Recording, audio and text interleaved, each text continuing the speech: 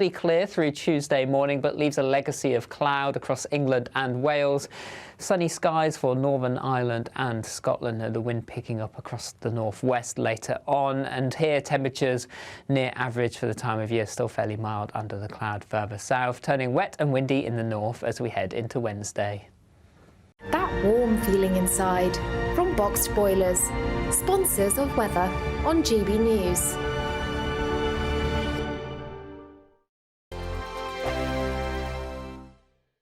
I'm Christopher Hope. And I'm Gloria Di Piero, bringing you PMQ's live here on GB News. Every Wednesday we'll bring you live coverage of Prime Minister's questions when Rishi Sunak and Sir Keir Starmer go head-to-head in the House of Commons. We'll be asking our viewers and listeners to submit the questions that they would like to put to the Prime Minister, and we'll put that to our panel of top politicians in our Westminster studio. That's PMQ's live here on GB News, Britain's election channel. In the GB Newsroom, we bring you the news as it happens. With our team of dedicated journalists across the UK, we're ready to give you accurate reporting every day. When the news breaks, we'll be there with bulletins on GB News, the People's Channel, Britain's news channel. Your weekend starts here with Friday Night Live with me, Mark Dolan, 8 till 9 on GB News. Big stories, big guests and big laughs as we get you ready for a cracking weekend. That's Friday Night Live with Mark Dolan. Fridays 8 till 9 on GB News. Bring your own drinks. The admission's free. Good afternoon, Britain. Good afternoon, Britain. Join us, Tom and Emily, To find out what's happening in the heart of Westminster. and why it matters to you. Weekdays from midday, we bring you the most compelling stories from across the United Kingdom. And from your doorstep to our inbox, That's right, we want to hear from you, GB News. Britain's news channel.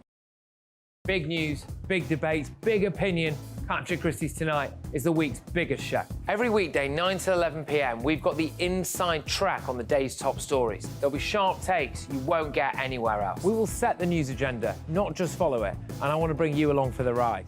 Whatever it is, we'll have our finger on the pulse. It's news, but it's this close to entertainment.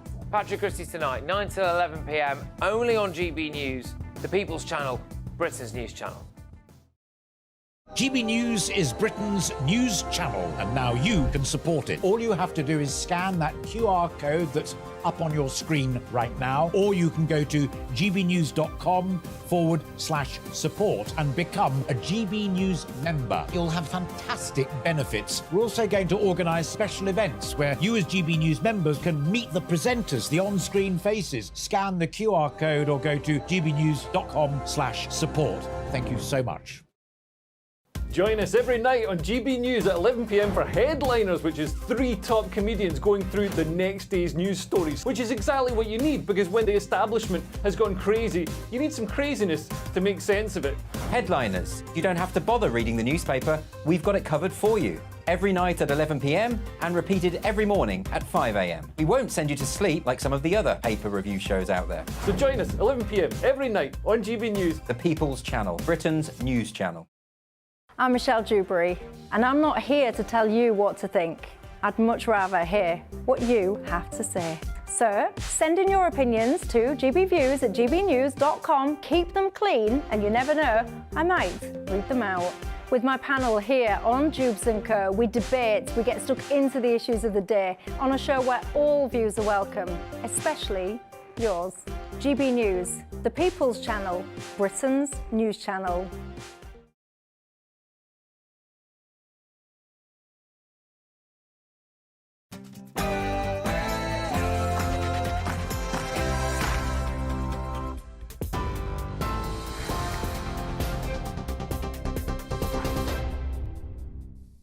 Good evening, I'm Sophia Wensler in the GB Newsroom.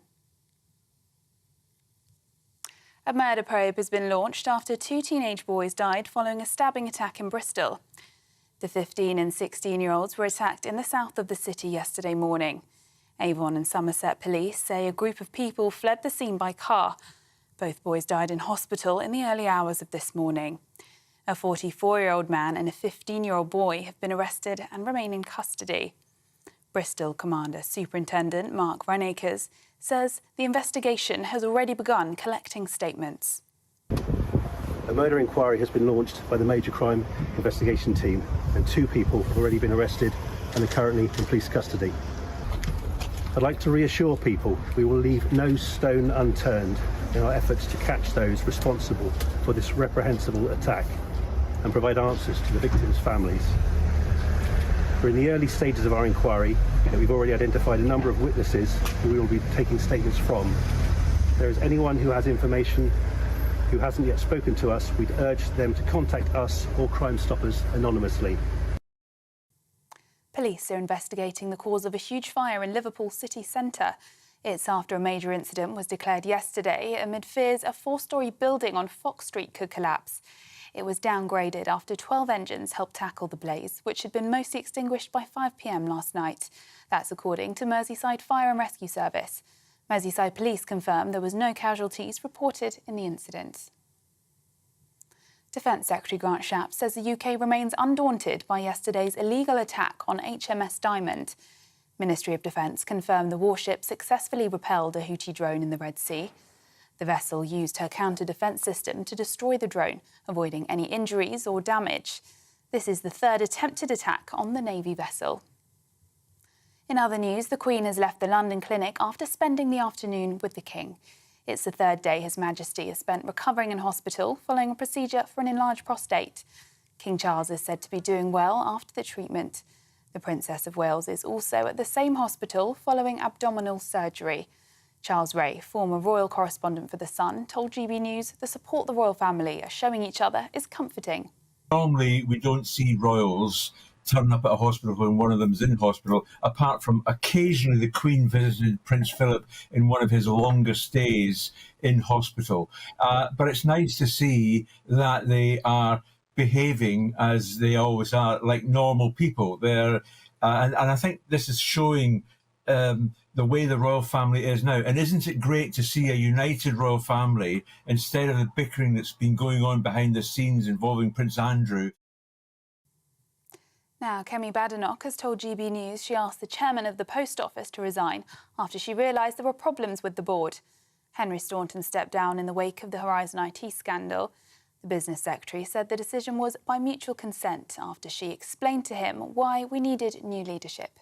They've been having difficulties on the board, and when I looked at it, I decided that given everything that's happened, given the renewed interest, or the new interest in some cases, into the Horizon scandal, we just needed someone different. 2 people have been arrested after protesters threw soup at the Mona Lisa in the Louvre Museum in Paris. 2 women wearing shirts with the slogan Food Response crossed the security boundary and began shouting, "Our farming system is sick." The incident came after days of protest by French farmers over low profits and red tape. The Leonardo da Vinci painting, widely considered a masterpiece, is set behind 3 inches of protective glass and was unharmed. And 2 officers rescued camels and zebras and a miniature horse from a circus trailer blaze in the US state of Indiana.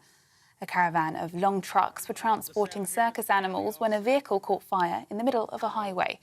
Police responding to the incidents freed the animals and helped to keep them calm as emergency services fought the flames throughout the night. Grant County Sheriff's Office says that there was no harm to any furry friends and applauded the officers for their compassion. This is GB News across the UK on TV, in your car, on your digital radio and on your smart speaker by saying play GB News.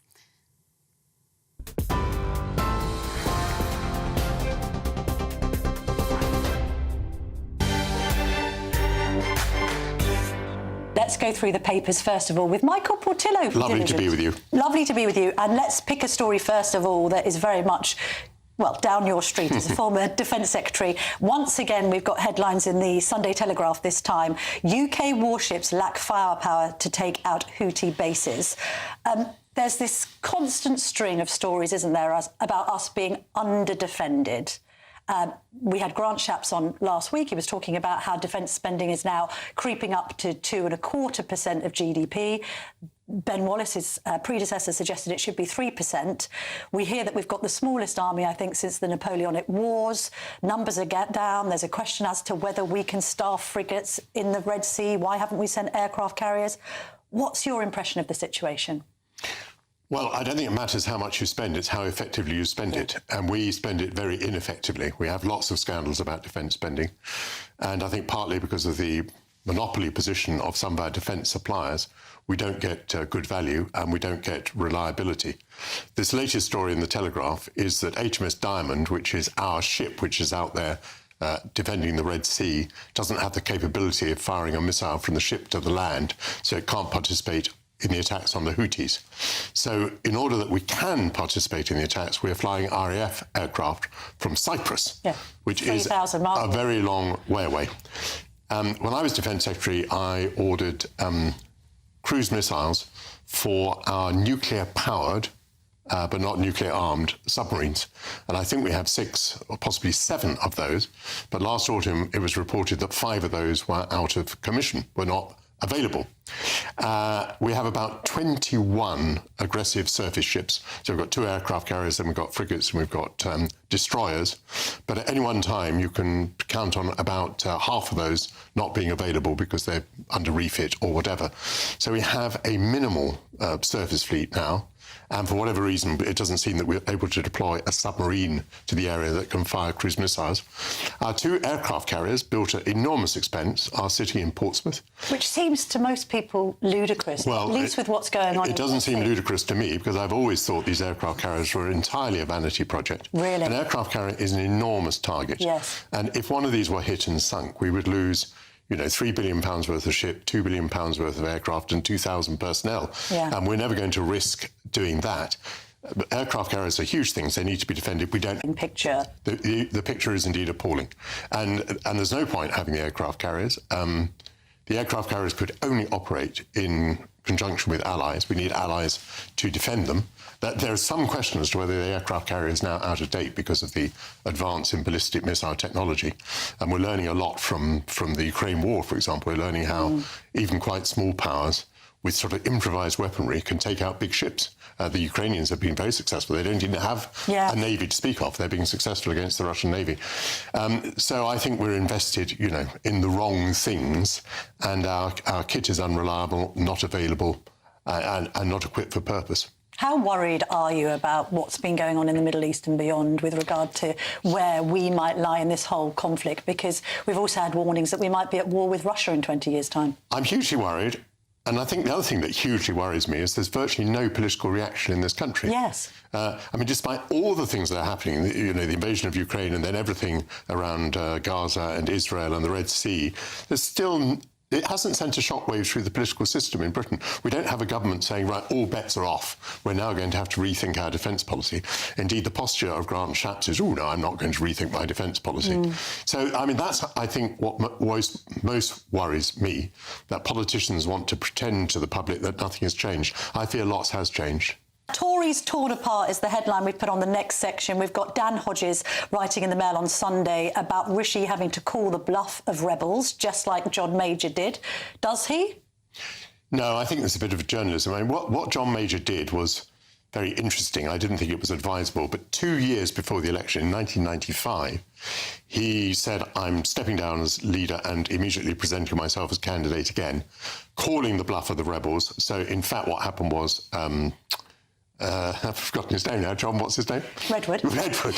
couldn't get his name. It's all right. John Redwood stood against him, but Major was the victor. So Major established then that he was the leader and he wasn't going to be challenged in the next 2 years up to the election. We're now in election year. Yeah. Rishi can't do the same thing. Is this ludicrous then? The idea of deposing Rishi now, is it for the birds? Completely for the birds. What if it gets even worse? The budget doesn't go down very well, doesn't move the dial. Farage announces his... retaking the helm of reform, and at that point you see reform and the Conservatives both polling at 20%.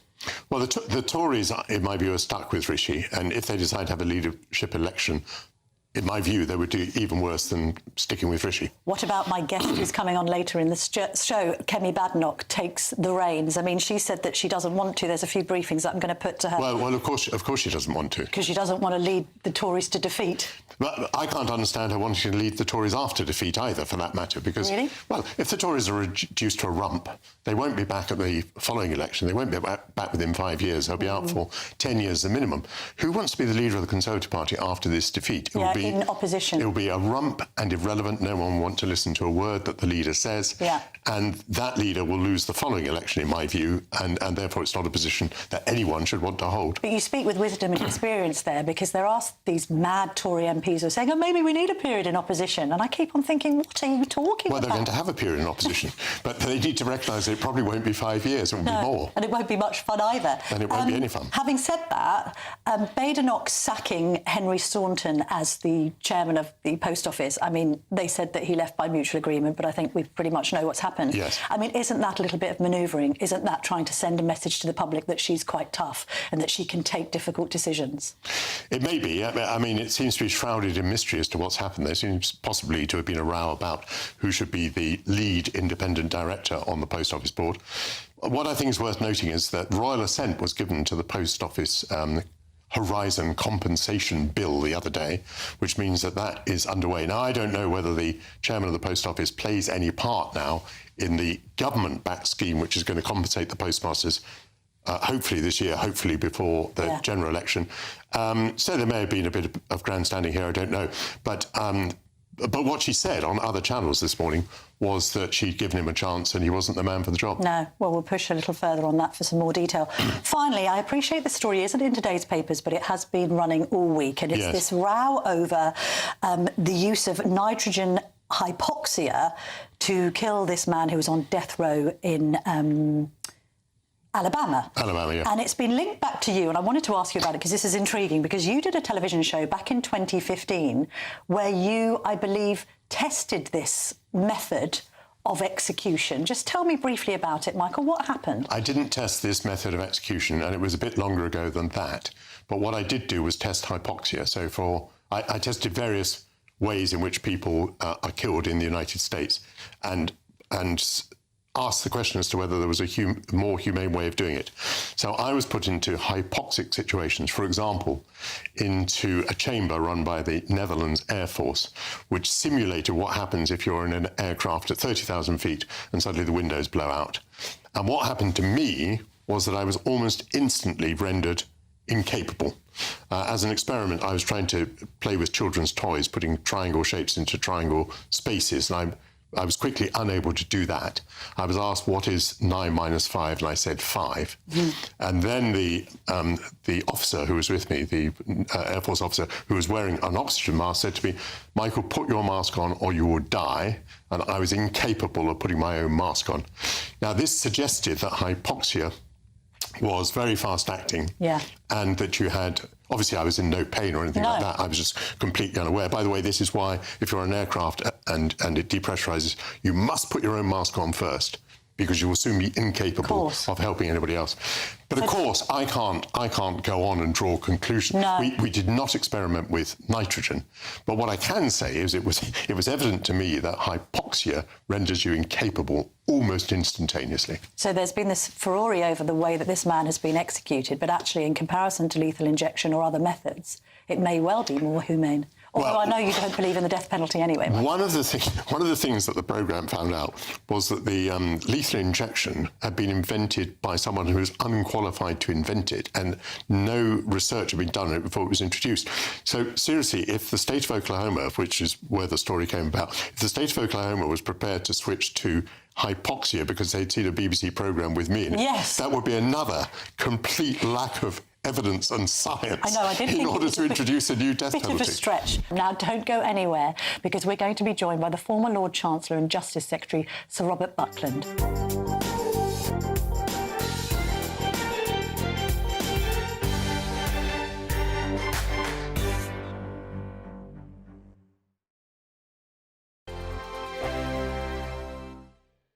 I'm Christopher Hope. And I'm Gloria Di Piero, bringing you PMQ's Live here on GB News. Every Wednesday, we'll bring you live coverage of Prime Minister's questions when Rishi Sunak and Sir Keir Starmer go head-to-head in the House of Commons. We'll be asking our viewers and listeners to submit the questions that they would like to put to the Prime Minister, and we'll put that to our panel of top politicians in our Westminster studio. That's PMQ's Live here on GB News, Britain's election channel. Good afternoon, Britain. Good afternoon, Britain. Join us, Tom and Emily, To find out what's happening in the heart of Westminster. and why it matters to you. Weekdays from midday, we bring you the most compelling stories from across the United Kingdom. And from your doorstep to our inbox. That's right, we want to hear from you. GB News, Britain's news channel. Wake up to the headlines with Headliners every morning at 5 a.m. We treat you to the day's biggest stories before anyone else, 7 days a week. You can catch up on everything you need to know before you've even had your kippers. Headliners every morning at 5 a.m. only on GB News, the People's Channel, Britain's news channel. GB News, unlike other broadcasters, isn't obsessed with the London-Westminster bubble. We think there's a nation beyond the M25, and that's why we talk about the issues that matter across the land. Join me on State of the Nation, 8 to 9 o'clock, Monday to Thursday, on GB News. Daisy's listening, and you should too.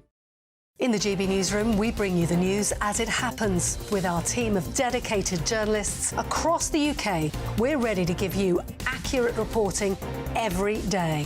When the news breaks, we'll be there with bulletins on GB News, the People's Channel, Britain's news channel. Big news, big debates, big opinion. Patrick Christie's Tonight is the week's biggest show. Every weekday, 9 to 11 p.m, we've got the inside track on the day's top stories. There'll be sharp takes you won't get anywhere else. We will set the news agenda, not just follow it, and I want to bring you along for the ride. Whatever it is, we'll have our finger on the pulse.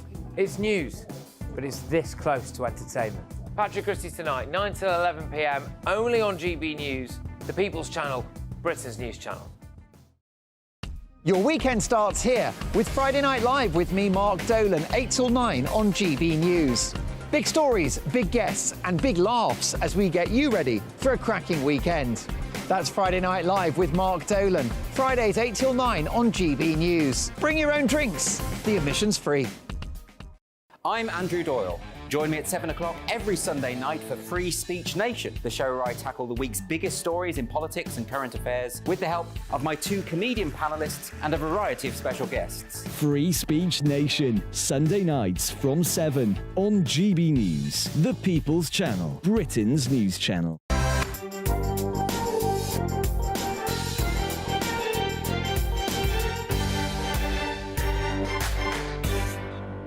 Welcome back to the Camilla Tominey Show. Sir Robert Buckland, the former Justice Secretary and the MP for South Swindon, joins me now. Thank you for coming in, Sir Robert. Lovely to see you. Look, it's been a very difficult week, hasn't it been? Subjected to, frankly, the angst and agony of the families of the victims of Valdo Calocane. There are questions to be answered here in this case. My first question to you as a former Justice Secretary is, how was this guy free to roam the streets? We understand he was under an arrest warrant from September 2022. The police couldn't find him, even though the victim's family say that he had a registered address in Nottingham for 6 months before he was evicted on June the 11th, carried out the killings on June the 13th. He wasn't taking his antipsychotic medication and apparently was being unmonitored while he was doing it. How do cases like this happen? Yes, well, there are two things there. There's the NHS and the involvement of local services in monitoring this person for his mental health condition, and then the warrant that had been issued some months before for the police to collect him and bring him in. And it does seem that from the time that he was in a secure hospital back in 2020, from his release, there doesn't seem to have been an intermediate way to deal with this individual. No medication, clearly unresolved, serious mental health issues. I'm afraid I've described this person by the time we get to June as a killing machine. Yeah. He was going to kill and hurt people, and it's an unutterable tragedy that two young, beautiful lives have been lost. A public servant, a caretaker murdered, and then 3 people having life-changing injuries. All that has to add up to a very serious set of questions about why it is that individuals like this, it's not the first time, have been in a position to kill. Remember Christopher Clunies all those years ago, and Jane Zito and her amazing campaign.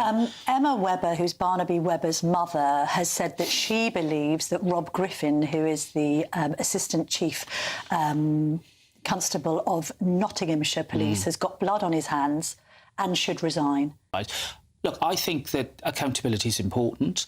I think that we need to explore precisely why it was that this set of circumstances happened, and also why it was that the families weren't told at an earlier stage about this issue of mental health. It seems that, and Mrs Webb has been clear about this, that it was a complete shock to them in November when this person is coming in for his plea hearing in the Crown Court, that the issue of diminished responsibility, which is the term in law for mental health defences, was raised for the first time.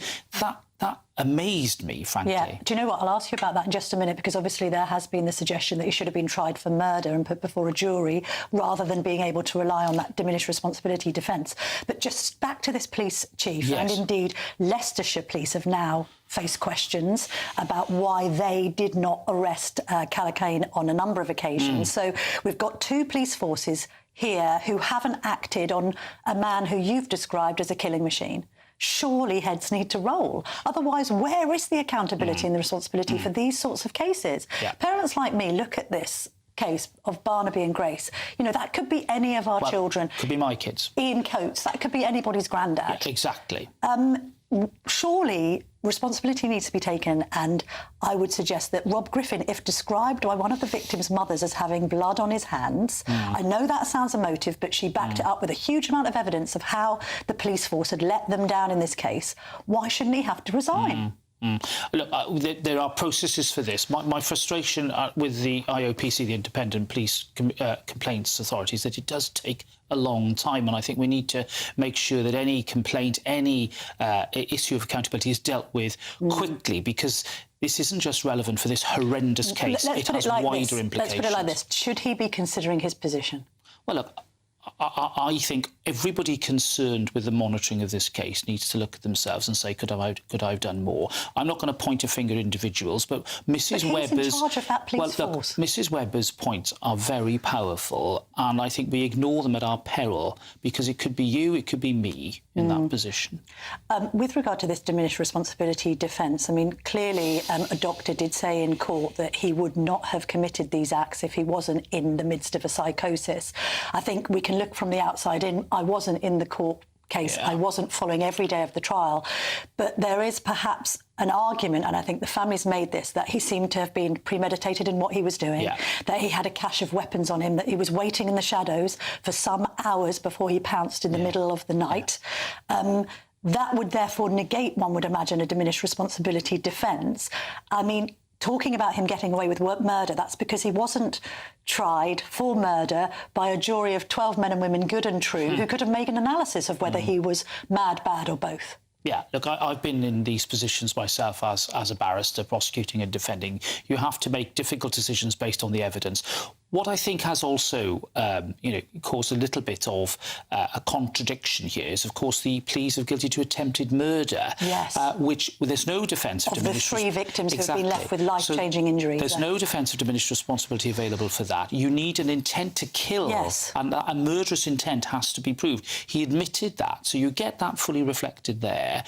But with regard to the diminished responsibility case, obviously the prosecution have to look at their evidence. There were, I think, in the end, 4 reports from experienced consultant psychiatrists, forensic psychiatrists, who came to the conclusion that there was enough evidence for diminished responsibility. I'm not going to get into the warp and woof of how these decisions are made or in this particular case, but there is no doubt that in cases like this, where you've got this limited defence available, it is very difficult for all of us, let alone the families, to come to terms with how this person had behaved, what he'd prepared to do, and then the outcome. And no amount of justice, no amount of the formal justice system will ever compensate for what happened here. Although, obviously, the Attorney-General has now said that she is looking at the sentence, hasn't confirmed that she will refer it to the Court of Appeal judges. 3 judges could decide whether it's too lenient.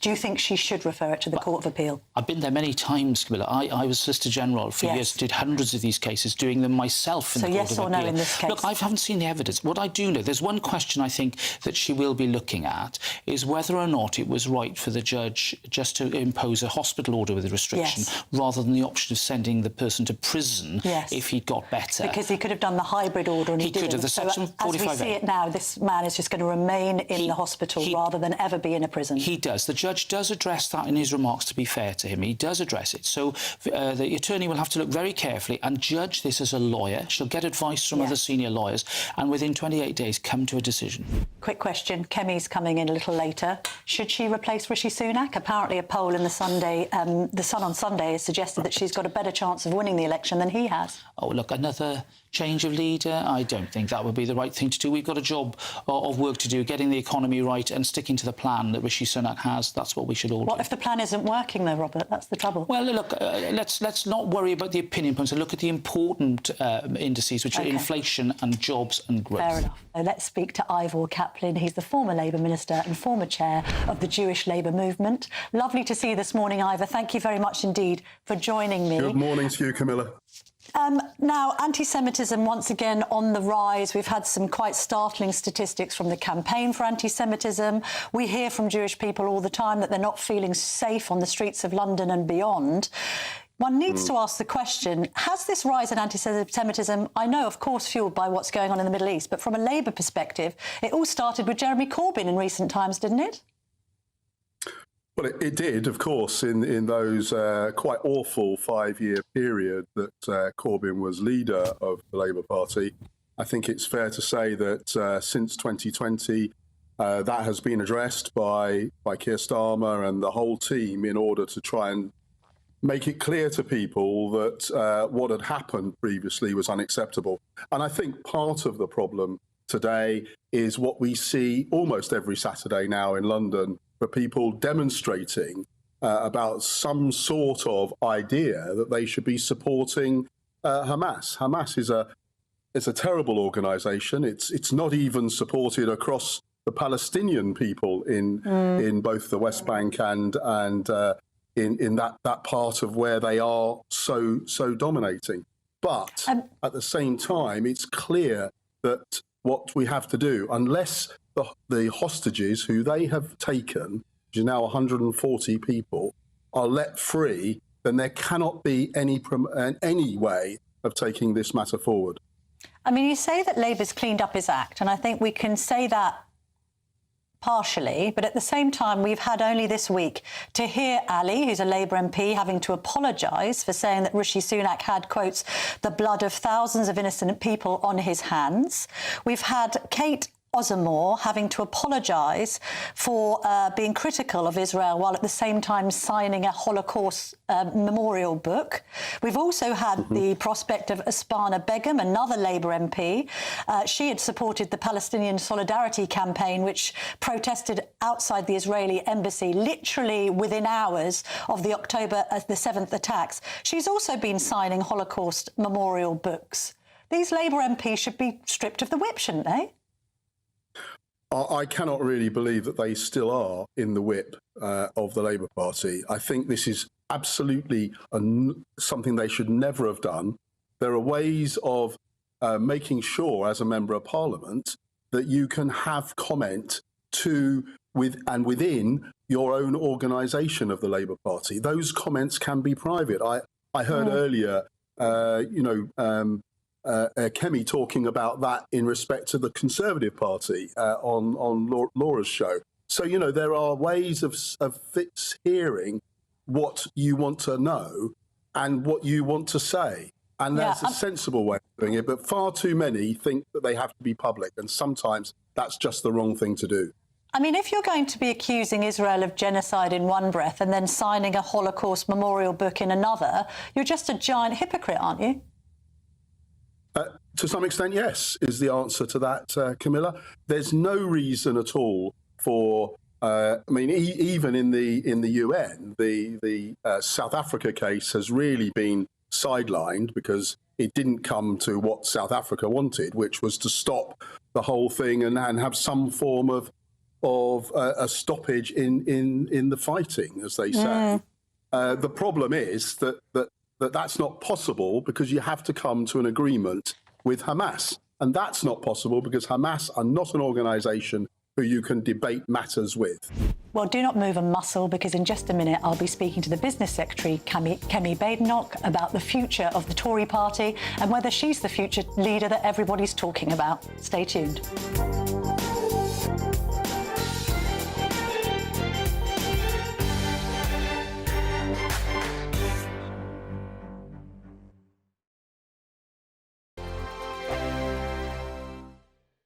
Your weekend starts here with Friday Night Live with me, Mark Dolan, 8 till 9 on GB News. Big stories, big guests and big laughs as we get you ready for a cracking weekend. That's Friday Night Live with Mark Dolan, Fridays 8 till 9 on GB News. Bring your own drinks, the admission's free. Wake up to the headlines with Headliners every morning at 5 a.m. We treat you to the day's biggest stories before anyone else, 7 days a week. You can catch up on everything you need to know before you've even had your kippers. Headliners every morning at 5 a.m, only on GB News, the People's Channel, Britain's news channel. In the GB Newsroom, we bring you the news as it happens. With our team of dedicated journalists across the UK, we're ready to give you accurate reporting every day. When the news breaks, we'll be there with bulletins on GB News, the People's Channel, Britain's news channel. Big news, big debates, big opinion. Patrick Christie's Tonight is the week's biggest show. Every weekday, 9 to 11 p.m, we've got the inside track on the day's top stories. There'll be sharp takes you won't get anywhere else. We will set the news agenda, not just follow it, and I want to bring you along for the ride. Whatever it is, we'll have our finger on the pulse. It's news, but it's this close to entertainment. Patrick Christie's Tonight, 9 to 11 p.m, only on GB News, the People's Channel, Britain's news channel. Good afternoon, Britain. Good afternoon, Britain. Join us, Tom and Emily, To find out what's happening in the heart of Westminster. and why it matters to you. Weekdays from midday, we bring you the most compelling stories from across the United Kingdom. And from your doorstep to our inbox. That's right, we want to hear from you. GB News, Britain's news channel. GB News, unlike other broadcasters, isn't obsessed with the London-Westminster bubble. We think there's a nation beyond the M25, and that's why we talk about the issues that matter across the land. Join me on State of the Nation, 8 to 9 o'clock, Monday to Thursday, on GB News. Daisy's listening, and you should too. I'm Andrew Doyle. Join me at 7 o'clock every Sunday night for Free Speech Nation, the show where I tackle the week's biggest stories in politics and current affairs with the help of my two comedian panellists and a variety of special guests. Free Speech Nation, Sunday nights from 7 on GB News, the People's Channel, Britain's news channel. GB News is Britain's news channel, and now you can support it. All you have to do is scan that QR code that's up on your screen right now, or you can go to gbnews.com/support and become a GB News member. You'll have fantastic benefits. We're also going to organise special events where you as GB News members can meet the presenters, the on-screen faces. Scan the QR code or go to gbnews.com/support. Thank you so much.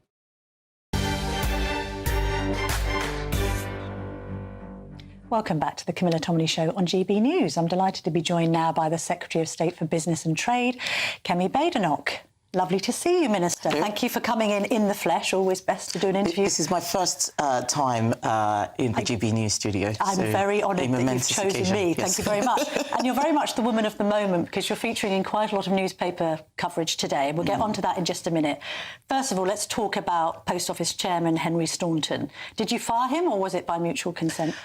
It was by mutual consent, but I explained to him why we needed new leadership.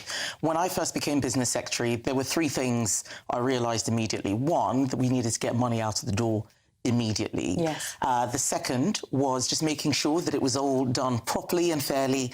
And the third, just looking at the post office, its governance, how it's run.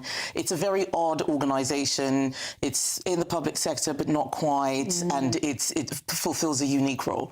And they've been having difficulties on the board. And when I looked at it, I decided that given everything that's happened, given the renewed interest, or the new interest in some cases, into the Horizon scandal, we just needed someone different. When you say about getting that money out the door, I note that Alan Bates, Mr. Bates, who's obviously been the champion of all of the victims in this, has written to your colleague Kevin Hollingrake saying, we need this compensation to be expedited as soon as possible. Are you going to meet that August 2024 deadline, do you think, to compensate everybody? So the intention is to, if I could get it all out tomorrow, I would do so. We have not set a deadline because we don't want to create a hostage to fortune. Our priority is looking after all those people who have been wronged. And Kevin Hollingrake has been a brilliant, brilliant minister. He was doing the job before I became business secretary, and he told me everything. And I just trusted him. I said, you know what you're doing. You're on top of all the detail. Let me know what senior approval you need. But he has spoken to Alan Bates on multiple occasions, unlike Lib Dem ministers, Davey, who told him to go away. We are going to do everything we can. We want people to trust us, that there is a team here that really cares. But they can't be left too much longer, can they? I mean, justice delayed is justice denied. Absolutely. And at the moment, it seems like very few of them have actually got that full amount of planned compensation. So we have given about 2/3 of the people who should have got compensation. We've got the money. The difficult area has been around the convictions. We wanted to see convictions overturned. We are now pushing that through. The legal precedent is new. That was an argument that was very difficult, but we finally won it. So now that we've got that we've got the agreement there, there will be a process, and we're going to move as quickly and swiftly as we can. I've tasked officials to work on it. It's all hands on deck to get that cash out. Somebody quoted somebody as quoting you in a piece by Andrew Marr in the New Statesman, suggesting that you didn't want to go for the leadership now because, quote, you have said, Rishi has got to own defeat. Is that something you've ever said? No. And also, the fact that we can't even say who said these things. It's always an anonymous person said they overheard someone else talking about these things. And with the people who are causing trouble, when they're asked, they say, oh, nothing to do with us. It must be Kemi, pointing that it's distraction tactics. I do support the Prime Minister. If people want to know whether or not I support him, they should look at my actions. When Liz Truss resigned from the Premiership, the first thing I did was come out and say Rishi should be the Prime Minister, and I gave the reasons. I have backed him consistently every time because I know how difficult his job is. I see him working so hard. No one works harder than that man.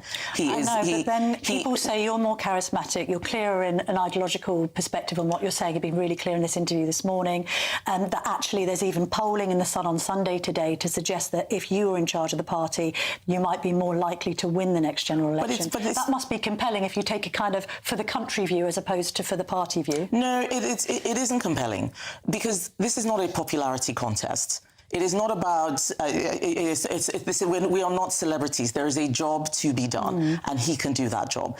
And also, I think it's really important that the public see that when somebody is in place as Prime Minister, we don't just keep disposing them, oh, the polls don't look so great, well, let's try somebody else. That's not serious. That is not serious. How would I know that I wouldn't be disposed of a couple of weeks later? You read the language that people use, people talking about installing Kemi as Prime Minister like I'm a set of windows. These people don't talk to me. They don't talk to me. They but at the don't same care time, about it must me. be quite flattering to see yourself at the top of the grassroots poll on Conhome as their favourite to replace him should the time ever come. I mean, presumably you look at that poll on occasion, or your advisors do. It's a double-edged sword. So yes, you do look at it. It's nice. Of course we see it. Yeah. But when you have that, you also have a target on your back.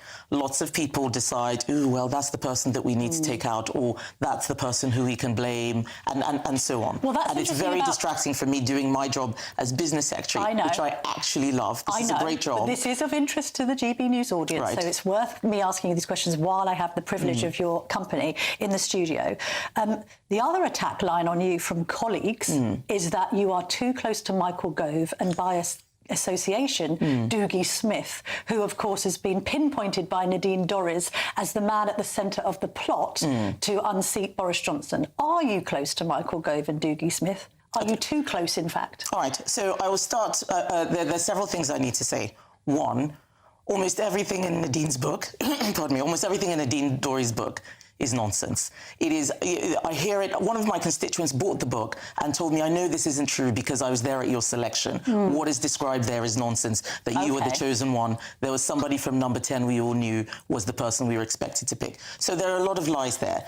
Do I know Michael Gove? Yes, he was my Secretary of State. We worked very well together. I mean, people say that he's a very close advisor of yours. Listen to him of course, this is what they say. Do you know why they say it? Because they look at me and they look at what I say and they think, oh, she couldn't possibly have thought of that herself. Some man from somewhere must have put it in her brain. What they're really saying, and I've had this from Labour MPs as well, who claim that the speeches I make about race and attacking Black Lives Matter, that no black person would say that. A white person must have written that speech for her. This is nonsense. What they're doing is really insulting me and my intelligence, that I couldn't possibly be making decisions without these people telling me what to do.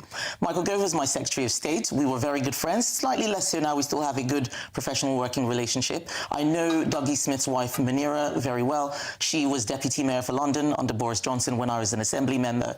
So these are people that you know. And just because you know people doesn't mean that they're there controlling you. It is all nonsense. And I'm really glad that you asked, because it gives me an opportunity to tell your viewers that it is nonsense. But then at the same time, you know, Simon Clarke's intervention in the week. Not helpful. Not helpful. I called him after. This is helpful. What's wrong with the Conservatives? Why can't they all just get along? We do. We do. There are 350 of us. I know. If you've got the One Nation group at the throats of the so-called five families of this Rwanda bill. No, they're not. People have to do what is in their conscience. And actually, what is really interesting is that having disagreements about what we should do on a bill is seen as a sign of a party infighting, when actually we're thinking. People have different views, we have a vote, and a collective view is presented. People should be more worried about Labour. They haven't got a plan. They don't know what they want to do. Because they're quiet doesn't mean that they're all getting along. Labour, it's because their minds are empty. They're an empty party. You're the chief protagonist, apparently, on stoking the woke wars. What's your response to that? Who's that? Keir Starmer? Yes. This is a man who took the knee for Black Lives Matter. Of course he shouldn't have done. It was a passing fad. It was utterly ridiculous. There are all sorts of false statistics about how racist this country is. It isn't, because if it was, I wouldn't be sitting here as business secretary talking to you, and we certainly wouldn't have Rishi Sunak as Prime Minister. This is a man who will bend to anything that comes along. Ooh, is BLM the thing we're doing now? Let's all take the knee, everybody. And that is what he will do as Prime Minister. People should be warned. And I would say also to your viewers, those of them who are thinking about voting reform, you vote reform, you get a Labour landslide. OK. Yeah. On that note, as we can't turn this into a party political broadcast, sorry. But thank you so much for your time on a Sunday morning. Lovely to see you for the first time on GB News. Thank you. Thank you, Kemi. Up next is David Campbell-Bannerman, the chairman of the Conservative Democratic Organisation. What exactly is this new right-wing splinter group that Kemi doesn't suggest that the Tories are all at each other's throats, but are they? Is there a secret plan to bring back Boris? All will be revealed next.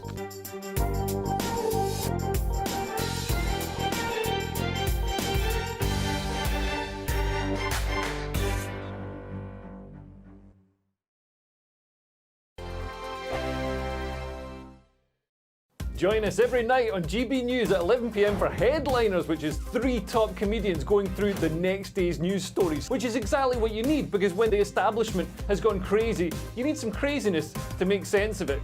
Headliners. You don't have to bother reading the newspaper. We've got it covered for you. Every night at 11 p.m. and repeated every morning at 5 a.m. We won't send you to sleep like some of the other paper review shows out there. So join us 11 p.m. every night on GB News. The People's Channel, Britain's news channel.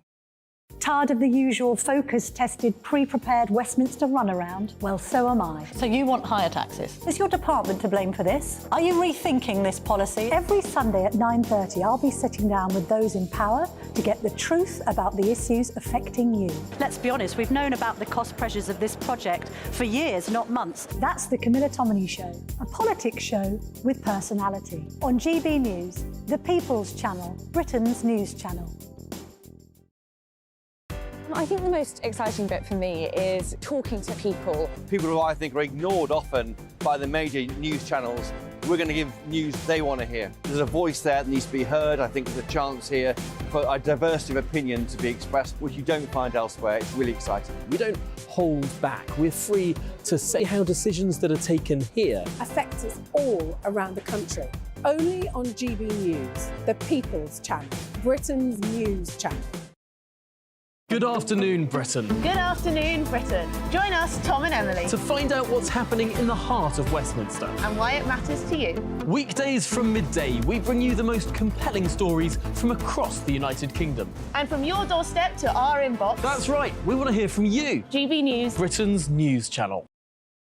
Every Sunday from 11, join Michael Portillo. There'll be topical discussion, looking at the week before and the week to come. So kick back and relax at 11 a.m. on Sundays on GB News with me, Michael Portillo. GB News, the People's Channel, Britain's news channel. Your weekend starts here with Friday Night Live with me, Mark Dolan, 8 till 9 on GB News. Big stories, big guests, and big laughs as we get you ready for a cracking weekend. That's Friday Night Live with Mark Dolan, Fridays 8 till 9 on GB News. Bring your own drinks, the admission's free. Big news, big debates, big opinion. Patrick Christie's Tonight is the week's biggest show. Every weekday, 9 to 11 p.m, we've got the inside track on the day's top stories. There'll be sharp takes you won't get anywhere else. We will set the news agenda, not just follow it, and I want to bring you along for the ride. Whatever it is, we'll have our finger on the pulse. It's news, but it's this close to entertainment. Patrick Christie's Tonight, 9 to 11 p.m, only on GB News, the People's Channel, Britain's news channel.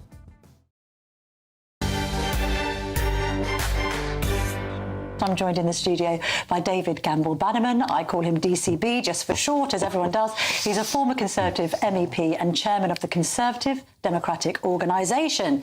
DCB, lovely to see you this morning. Now, tell us, did you catch Kemi Badenoch's interview just then? Did you catch her? Yeah, a little bit. Do you find her impressive? What do you think about her? I think Kemi is very gutsy and she's doing a great job on the trade front. I mean, I suppose the question that you asked is like the control of Michael Gove, alleged control of Michael Gove, and being very close. She resigned as head of candidates for the Conservative Party to back him in 2019. So why is this alliance with Michael Gove so problematic for so many Tories? I think a lot of Tory MPs don't trust Mr Gove, I'm afraid. Although Mr Gove is not here to defend himself against such allegations. And he has been a great minister in the past. But don't trust him because of the knifing of Boris, presumably? Well, that's all part of it, but it's a complex picture, like all of these things are. But all I can say is that is an issue that has been raised with me. All right, OK, so that's an issue, her closeness to Gove, potentially. Yeah. Do you agree with one former cabinet minister who said this week, we know Rishi is absolutely useless, but replacing him now would be an extraordinary act of self-sabotage?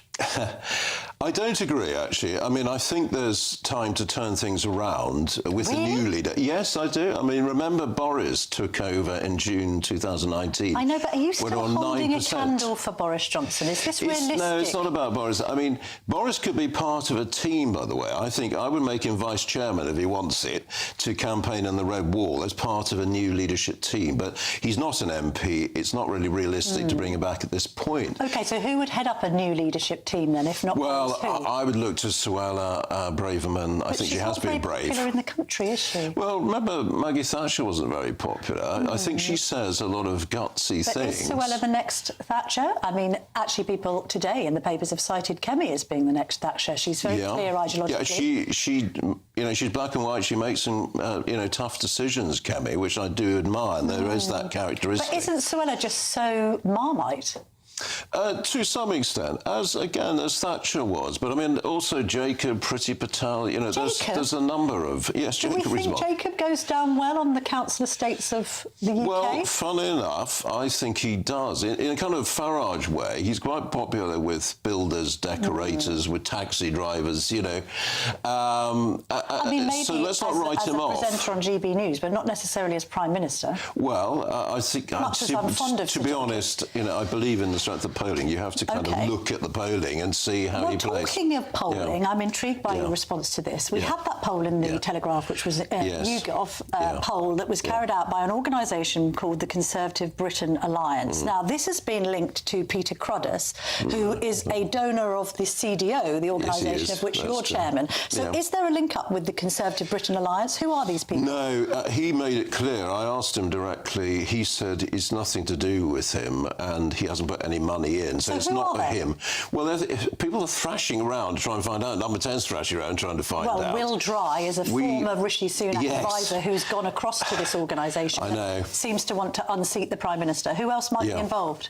Well, there are some theories about a group of advisors, former advisors, being mentioned. I don't know if Dominic Cummings is in there. I'm not saying he is or not, but he is a former advisor. Lord Frost has been linked to this polling.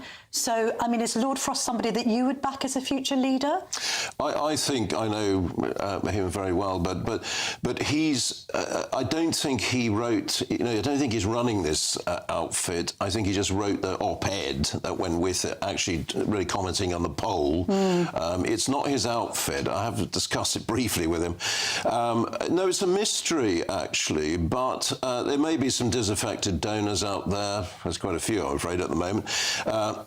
Behind it. But I think the message is very clear. This poll is 7 times the normal size of a poll, and it says we're heading for a cliff. It's catastrophe time. And, I praise Simon Clarke for being brave enough to say this. Didn't he embarrass himself a bit last week? I mean, maybe he wanted to take others over the top and he just looked like a lone wolf out there on his own. No, it's not. He didn't do it for that point of view. I think this is a bit like a volcano. There's an awful lot going on underneath the surface, and you get a few explosions here and there, like the Simon Clarke article, which is unexpected. I didn't expect that. Is this not just because you don't really like Rishi Sunak and you never wanted him to be Prime Minister because he wasn't the grassroots choice? It's not personal to him. I mean, the CEO's view is that no one elected him. I mean, the members didn't elect him and MPs didn't elect him. So it was a bit of an appointment, really, and that doesn't help when it comes to these storms. You have shallow roots. It's not personal to him. There was a lack of democracy. He was unopposed by MPs, but obviously it didn't go to the country, so to speak. It didn't go to the membership at that point for the second time round after he lost to Liz Truss. I mean, the other argument, of course, is that, yes, the Tories are, according to the pollsters, facing almost certain electoral defeat, maybe even such a bad electoral drubbing that we go back to the days of 1997. And therefore, if you listen to the campaign director, Isaac Levidow, it's quite compelling for him to say, well, it's a case of unite or die. And there's the CDO, your group, and there's all these other caucuses trying to unseat the Prime Minister at a time when the party's already vulnerable. You might actually be pushing it further towards extinction. I don't think so, because we've got to be realistic. These are not rogue polls. We're now stuck on 20%. We're 24% roughly behind Labour.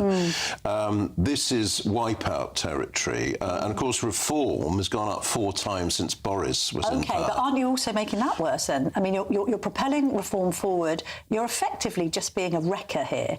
I mean, you're putting your money on Suella. Who else is? Well, Suella and others, there's a number. Who else? But, as I say, Jacob and Pretty, I think, more centre-right. No, I tell you what, the way I look at it, I'm a marketing man. We are missing Conservative voters. They're on strike. You look at those last 4 by-elections, it wasn't a swing to Labour. One of them actually went against Labour, mid-beds, I think it was. But you had 20,000 missing Tories, and every single one of those by-elections. Well, not apathy. I think it was Conservatives show their disapproval by not turning up, right? Now, if you had the right leader that appealed to that sensibility with the right policies, I mean, even when Sunak and Hunt talk about cutting taxes, they're not now believed, because 4 months ago they were saying it wasn't possible. Although, let's see what's put in the budget. Final question. That helps. Are the best people to lead this organisation on the right a sort of dream ticket of Boris Johnson and Nigel Farage? I'd like to see Nigel come back to the Conservative Party. He was Beckenham Conservatives, and he is a Tory, he is a Thatcherite Tory. But wouldn't him and Boris teaming up be an ideal situation for people in the CDU? Well, the polls show they would, but Boris isn't an MP. Nigel's not an MP either. But so I think you can get them involved. I think what I'd like to see is a strong Eurosceptic team that wins back the Brexit voters that have gone missing. OK, so you're going to carry on the fight against the Prime Minister effectively. That's what I'm getting from you this morning. Well, I'm afraid so. It's not a pretty thing to do, but actually, for the good of the country and the party, we do not want 10 years of Labour. That's an utter disaster, and that's where we're heading. And I remember that as a candidate. In 2001, we got 1 net Tory MP gain. David Campbell-Bannerman, thank you very much indeed for joining me this morning. Well, we're going to be speaking about Trump in just a moment, but first, here's the weather. Well, thank you very much for joining me today. I'll, of course, be back next Sunday at 9:30. A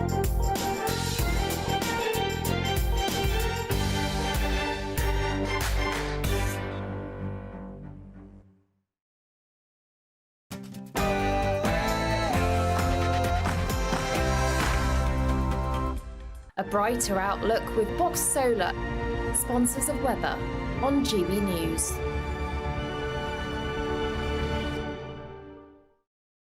Hello there, I'm Greg Dewhurst and welcome to your latest GB News weather. We've got rain pushing across central areas through the next 24 hours, which could be heavy at times. The wind's starting to ease a little bit. Looking at the bigger picture, it's this area of low pressure which will bring the heavy rain to parts of Wales, northern England as we move through into Monday, but it does clear into Tuesday. For the rest of Sunday, clearer skies across Scotland after a windy day and exceptional temperatures, record-breaking, in fact, close to 20 Celsius here. Overnight, we can see that rain across parts of Wales, northern England, setting in. To the south of this, fairly mild, 6, 7, 8 degrees. A touch of frost under the clearest skies for Scotland, where we will be greeted by some sunshine to start the day, but parts of Wales into northern England, it's going to be a grey, dull day. Outbreaks of rain, which will only turn heavy as we move through into the afternoon. Some localised flooding is possible. Some wet snow over the high ground too. Cloudy to the south of this, mild highs of 14 Celsius. Sunny Northern Ireland and Scotland here. Temperatures near average for the time of year, 6 or 7. Monday's rain will eventually clear through Tuesday morning, but leaves a legacy of cloud across England and Wales. Sunny skies for Northern Ireland and Scotland, and the wind picking up across the northwest later on. And here, temperatures near average for the time of year, still fairly mild under the cloud further south, turning wet and windy in the north as we head into Wednesday. That warm feeling inside from Boxed Boilers, sponsors of weather on GB News.